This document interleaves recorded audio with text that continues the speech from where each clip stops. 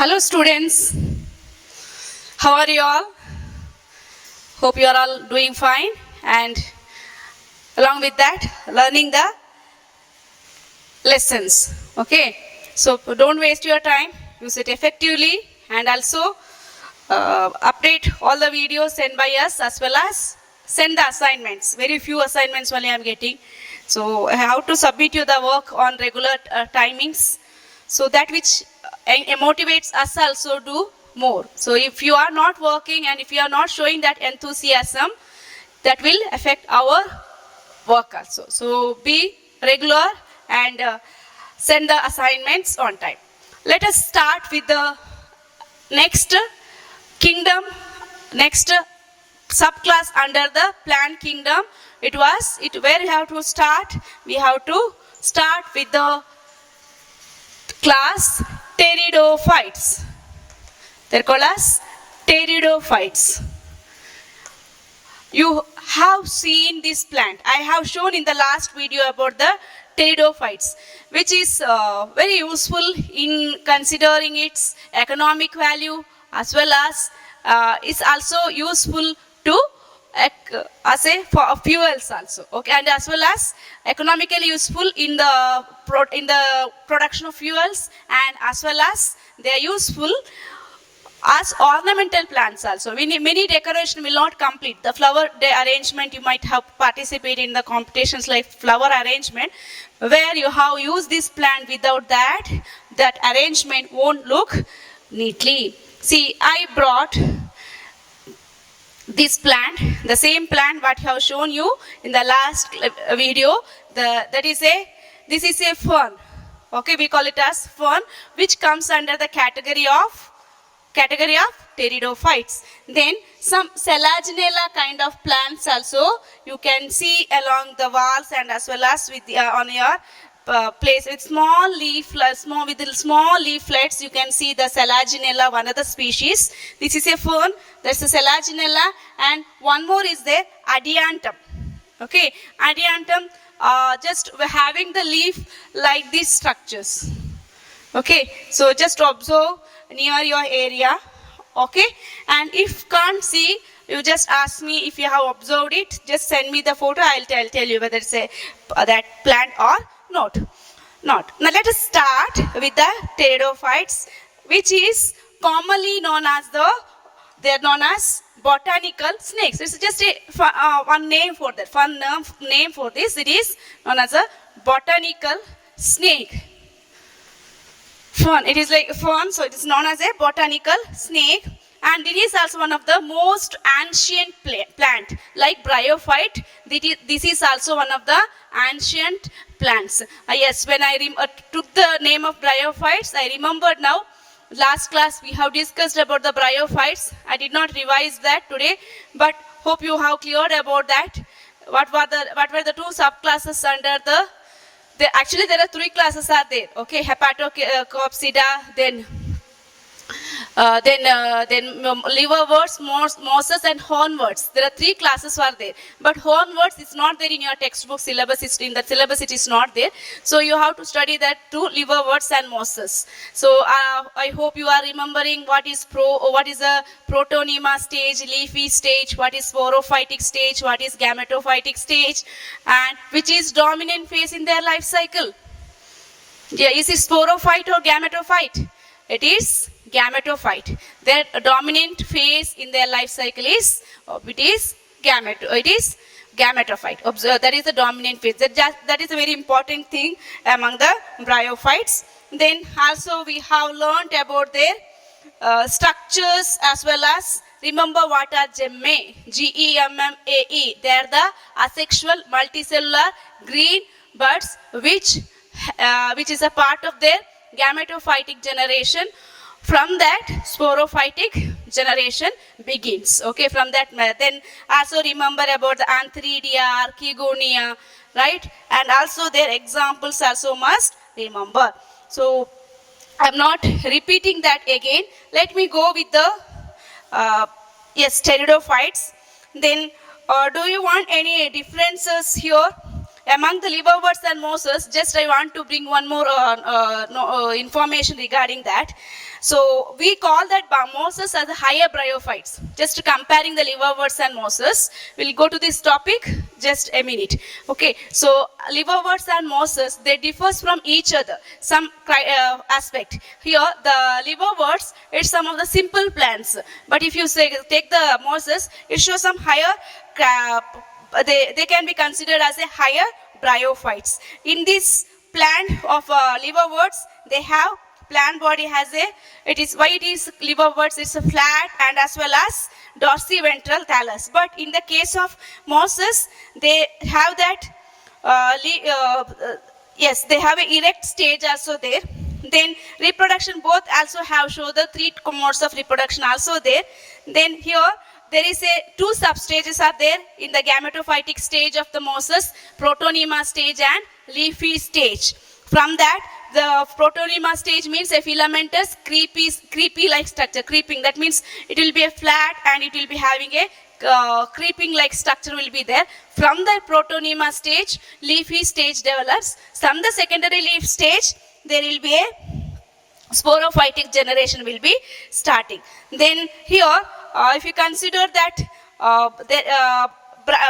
gametophytic generation, that is here sporophytic generation is free living. Okay, then liverworts also show the symbiotic nitrogen fixation. You have studied in the cyanobacteria class. So here this will show the symbiotic nitrogen fixation, where in the liverworts will have that property of symbiotic nitrogen fixation in the roots. Then one main difference from in liverworts than in mosses than liverworts that mosses have an elaborate mechanism of spore dispersal, which is equivalent to the pollination process found in the angiosperms.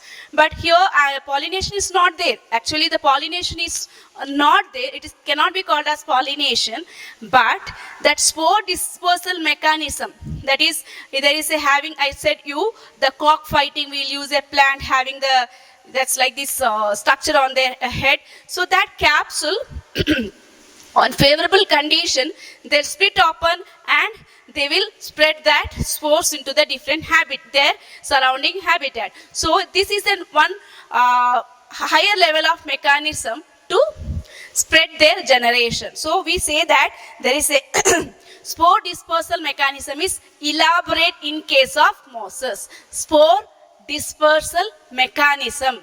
Spore dispersal mechanism is elaborate in mosses or liverworts.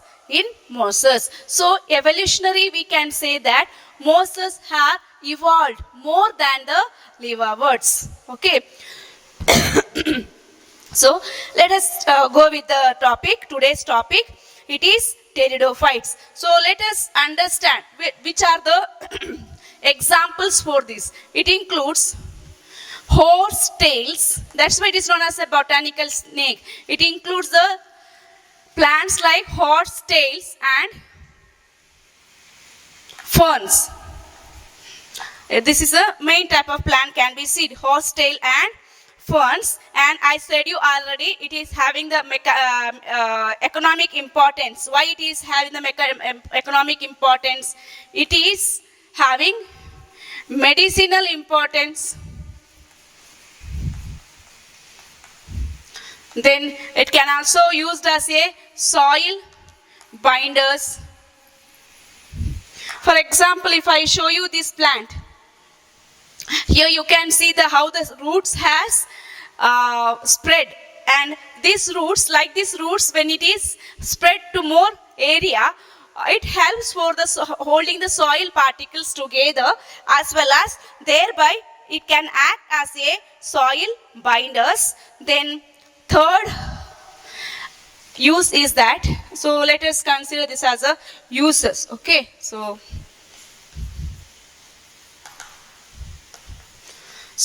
pteridophytes includes horsetails and ferns. Then it is used as medicinal, has uses, medicinal importance. It can be used as, it is having a lot of importance in binding the soil particles. Then third aspect is that it is also used as ornamental. It is having the ornamental value. So decoration purpose and all will use these pteridophytes. Then another important significance of these pteridophytes is that here evolutionarily they are the first terrestrial plants to possess the vascular tissues. Simply we can say that the cryptogamy. Cryptogamy means which have the vascular tissue. So the pteridophytes, evolutionarily we can say that the pteridophytes are the first terrestrial plants to possess the vascular tissue. Evolutionarily,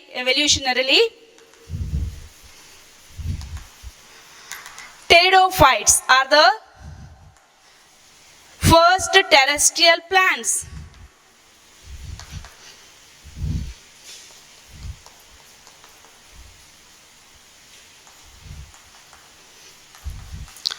to possess vascular tissues. So what are vascular tissue? Vascular tissues are xylem and phloem. Then what is their function? They conduct mineral and water. Minerals and water is transported with the help of this xylem and phloem. So they are the first terrestrial plants to possess the vascular tissue.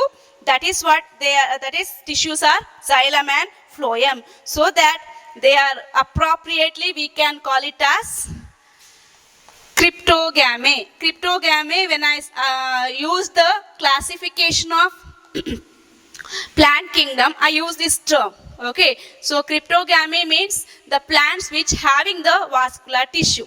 But there are some differences there among this the vascular tissue. Usually a xylem and phloem will have the companion cells. They have elements in it. A tissue means it is made up of different cells, right? So likewise in the plants xylem and phloem, it is made up of different elements. In that different elements like vessels, tracheids, then companion cells like that. So but here in the case of pteridophytes, xylem cells do not have the trachea in it. Okay, xylem, trachea is absent. In phloem, then vessels are absent. Then cambium is totally absent. So there is no secondary growth. You heard of secondary growth? You might not be studied because still have to that portion yet to come. So secondary growth means simple term. You can see. Have you seen the rings on the bark of the tree? If you cut the bark of the tree, you can see like this rings. So that rings are formed as a result of the secondary growth, and this growth cannot be seen in the plants. If they can be seen only in the plants which have the cambium. Those do not have the cambium, they do not show this secondary growth. So these pteridophytes also cannot show the secondary growth because cambium is absent. So let us understand their habitat, where this pteridophyte can be seen. They can be seen in damp, then moist, not cool, then damp, then as well as you can see in the shady places, and they can flourish well in the sandy soil condition. They can they're more seen in places which are cool. That's why then also you can see in the places where they have more shady. That's why these plants, what I shown you just now, can be seen not in the open ground and all. You can see where there's the shades are more. That means below the tall trees and all, you can see these plants more. It is shows that they can survive more in the shady places, and they also can flourish in the sandy soil condition. Even if it is a little dry also, they can manage to survive. So they can also flourish well in the sandy soil conditions. Now let us move on to study about how it differs from the bryophytes. In bryophytes, I told you that the dominant phase among the bryophyte was the gametophyte. Then what about here then? Here the dominant phase is the sporophyte. Okay, why? Because the main plant body is sporophyte. There in the bryophyte, the main plant body we called it as gametophyte because they can produce the gametes. But here it is called as main plant body is sporophyte. So here that their dominant phase is, the dominant phase in their life cycle is sporophyte. So they have the dominant phase is sporophyte and their main plant body itself is called as sporophyte. Now let us understand their plant body parts. Okay, so what are their plant body consist of? So we are going to start their plant body. So a plant means they can have root, okay, then they can have stem, then they can have a leaf, right? Roots. There is some peculiar features can be seen in these pteridophytes, okay? So what is the actually, is it a true plant? Is it a true plant? Why we not call it as thallus? So far we can't see, we have not mentioned anywhere the thallus, because they have a true stem, true root and true leaves. So that's why they have well differentiated vascular tissues in it. So it is known as the one of the true plant body. Then true root is there. Stem also true. Then leaf. So leaf, there is a different kind of leaf can be seen in this type. Some of them are small. That small type of leaf can be seen. Just now I told you, in this case, in the fern, you can see the leaves are large. Okay, in some case in like Selaginella and all, the leaves are small. So leaves can be in two forms. They can be in small, then we call it as microphyll, right? Microphylls found in where you can see the small leaves. In which plant you can see the small leaves? It is in the Selaginella. Where you can see the large leaves? It is in ferns. So what we call that leaf, it is large, it is macrophyll. Remember here one thing to understand is that phyll, the question when the term ends with the phyll, it relates to the leaf. Large means it is a macrophyll. The small leaves are found in which category? Example is Selaginella. Selaginella, please observe your surrounding and find out that. You can see that Selaginella, microphylls found in, that means large leaves are seen in the case of ferns. Got cleared? Now let us understand about their sporophyte. Okay. Now that means how the sporophytic stage can be observed. Okay, I already mentioned the main plant body is sporophyte. So sporophyte is the dominant phase in their life cycle. The sporophyte is the dominant phase in their life cycle.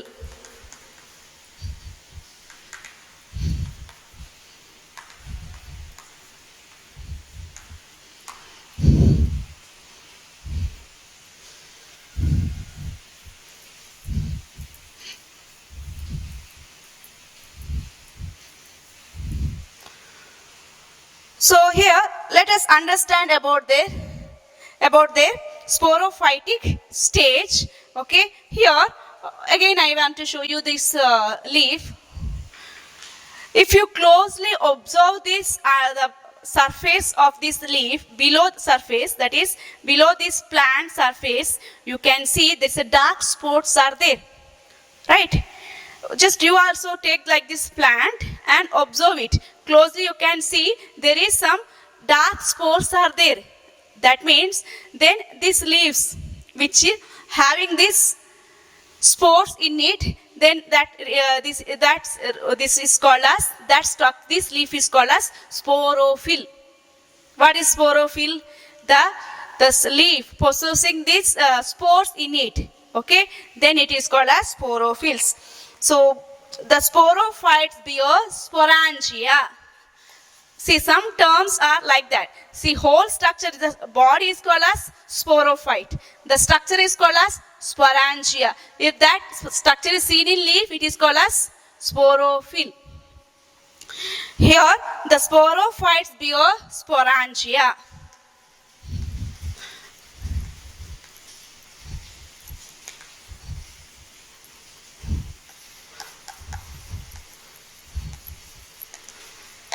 The sporophyte bears sporangia that are subtended by leaf-like appendages. We have to use that term itself. Okay, you may find complicated. You may think, yeah, why it is so complicated terms are there, but it won't give the complete meaning if it is not there. And you find interesting if you are able to use that same term. Okay, so I'll tell you what is that sporophyll. We have to use that same definition. Let me write on that here.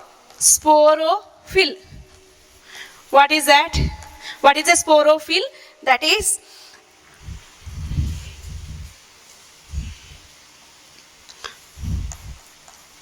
the spores are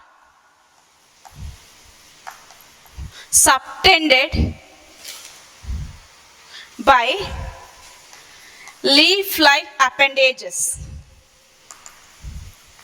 It is called as sporophyll. Then,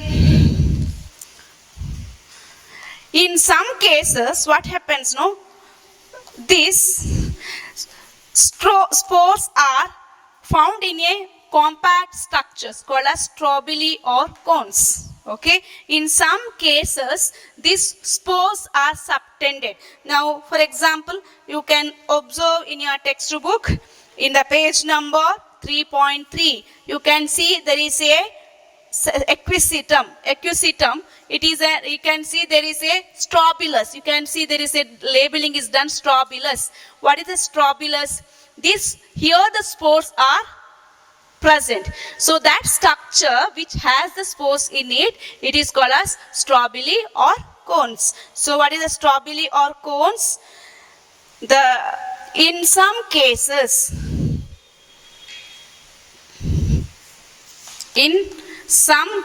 of plant, that is in pteridophytes, sporophylls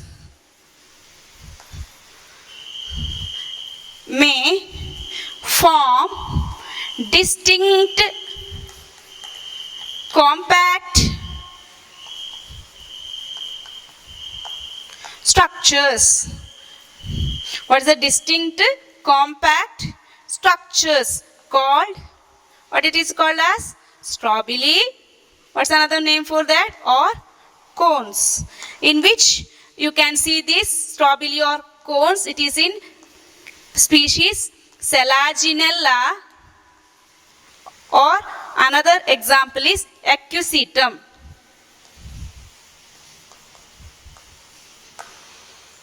Okay, that is the peculiar features of this leaf among the pteridophytes. So we have understood about the pteridophytes. What is that? Another name, botanical snakes, which includes horsetails and ferns. They are economically useful as ornamentals. Medicinal value is there. Then also used for the ornamental purpose. Habitat, they can be seen in cool, damp, shady, sandy soil conditions. Then their plant body is known as sporophyte. That means which can produce the spores. So the dominant phase in the life cycle of pteridophyte, it is sporophyte. Then plant has true plant body structures like root, stem and leaf. Why I referred it true? It is not silly, plant root is there. Yes, true. That's what it has a true. Why it is true root? If a plant body structures can be considered as a true root, means it has all those tissues. What is seen, what has to be seen, and which is able to carry the carry out the functions it is supposed to be. Then leaf can be in two forms, some in some fern and for example in Selaginella they'll have the small leaf, then it is called as microphyll. If there are some, there in some category like in fern they have large leaf, it is called as macrophylls. Then this leaf, that is these sporophylls have sporangia in it. Okay, what is sporophyll? It is the spores are subtended. Just if you see this leaf, that leaf you can see like this, right? On the below you can see like this spore-like structures, black spores. I want all of you to look in your surrounding for this plant group. Need not to be the only one. You're in any category or when you're studying the animal kingdom, plant kingdom, everywhere, if you are able to see such plant group or any animals group in your surrounding, go through it and analyze it. So it will help you to get more interest. So sporophylls means spores are subtended by leaf-like appendages. Okay. Now what is this strobili or cones means? In some cases, sporophylls may form distinct compact structures that is called as strobili or cones. Example, in which plant group you can see that? It is in the group, what is that example for that? Selaginella and Equisetum. Finding difficult to remember that? Make a song and learn, that also very useful to remember. Okay, Equisetum, Selaginella, it's nice name, right? Let us go on studying with their another peculiar feature of this pteridophyte. They show circinate venation. Can you say what is circinate venation? Have you heard of this? You just observe this plant which I shown you now. Again I have to show this, right? This plant in young condition they'll show rolling. Okay, the young leaves will be rolled. Okay, if this is a plant, okay, having this, then you can see there will be the rolling of this plant. So young leaves will be rolled. So that is rolling of young leaves is called as circinate venation. Where you can see this circinate venation is in bryophytes. It's in bryophytes? Yes or no? Rolling of young leaves is seen only in pteridophyte, not in bryophyte. So rolling of young leaves, it is found in pteridophyte. That is called as circinate venation. Let us understand next these spores. We are continuing with this spores now because their germination starts with the spores. Now these spores, what happens? You can see that these spores are there, right? These spores, they will germinate and produce a structure which you have learnt in the bryophyte mosses. Protonema stage you have studied, right? Here it is called as prothallus. The germinate and give rise to a structure called as prothallus. That's what is the structure is called as prothallus. This prothallus, no, don't think that's large, okay, it's small. Then what else? They are multicellular, they are free living. Remember, in the case of bryophyte, they were not free living, they were attached. Okay, that prothallus structure is like this. Like this, having the root-like structures, and here also some root-like structures can be seen. This is how the prothallus will look like. So prothallus are, how the structure is. We have to explain the structure of this prothallus. Small. They are multicellular. Then what else? Are they free living or independent? Both are meaning is same. So it is free living. They are not found attached. Then free living. Then can they photosynthesis? Yes. Most of them can carry out the photosynthesis. So mostly they are photosynthetic. That means this exception is there. Okay. So biology is always like that. Some exception is there. Okay. Then next is But one thing, they are thalloid. Here, this represents the gametophytic stage of the pteridophytes. They are thalloid, gametophytic. So, a gametophyte means, I said, what do you, the meaning of the gametophytic means which can produce the